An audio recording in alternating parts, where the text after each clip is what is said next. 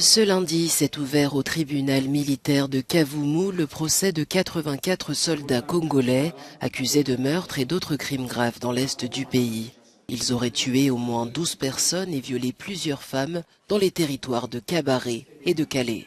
Tous ces militaires, il est prouvé qu'ils ont tué, il y a, comme je l'ai dit, 12 personnes déjà dont nous déplorons, qui sont mortes.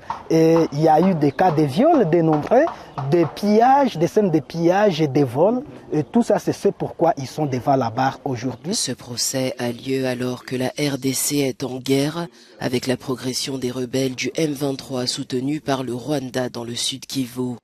Durant ce procès, l'accusation a demandé la peine de mort pour tous les accusés, tandis que la partie défense soulève des arguments sur les conditions de vie difficiles de ces soldats. Au moment où nous écoutons même nos clients sont en train de dire qu'ils étaient abandonnés par leurs commandants. Ils étaient abandonnés par leur propre sort. Ils passaient même 4 jours, 1 semaine, 2 semaines au fond sans manger. Et aujourd'hui, ils se retrouvent ici. Et les actes de vandalisme, est-ce que c'est eux les auteurs? Qui sont les vrais auteurs de ces actes de vandalisme? Il y a même des malades, il y a même des gens qu'on est allé prendre à l'hôpital. Ils se retrouvent ici, ils sont malades.